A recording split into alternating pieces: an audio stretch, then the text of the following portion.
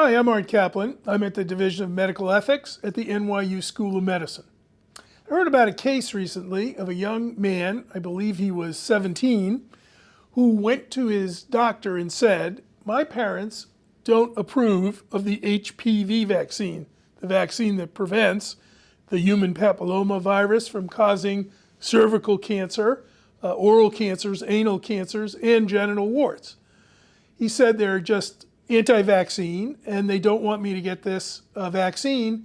Would you give it to me? So that raises a number of very interesting questions and challenges. Normally, parents have to give permission, both ethically and legally, to a minor child getting medical care.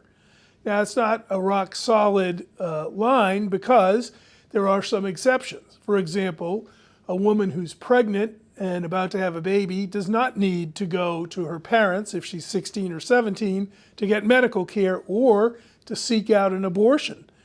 Reproductive issues allow young people under the age of consent to use medical services, contraception, for example, without parental permission.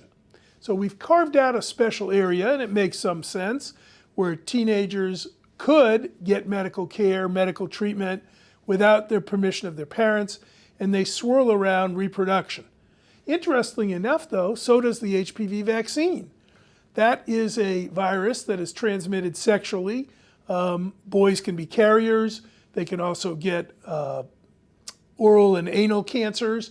Women obviously can get the cancer through sexual transmission.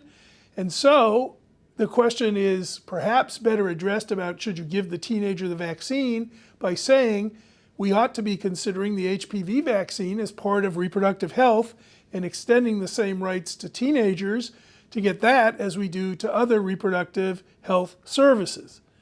Now, in the case of the physician, I'm not sure what state he or she was in. I'm not sure whether anybody had recognized the HPV vaccine as falling under this particular area of reproductive health services. I probably would have given the vaccine and agreed to do it personally as an ethical choice and taken my chances with the parents. But I think it would be better if we got states to include the HPV vaccine as part of their exemptions not requiring parental permission. Many states are considering making these changes. The American Medical Association has announced that it supports making this change, and I fully support the change as well. It does seem to me, as a matter of preventing cancer that's communicated through sexual contact, we've got the vaccine, it's safe, it's effective. Recent studies show no problems with the safety of the vaccine, and in Australia, in England, in even Rwanda, huge reductions have taken place when HPV vaccination has been pursued aggressively. We should be doing that too. And if a teenager is smart enough and savvy enough to want to protect his or herself and their partners, I think that ought to be honored. I'm Art Caplan at the Division of Medical Ethics at the NYU School of Medicine.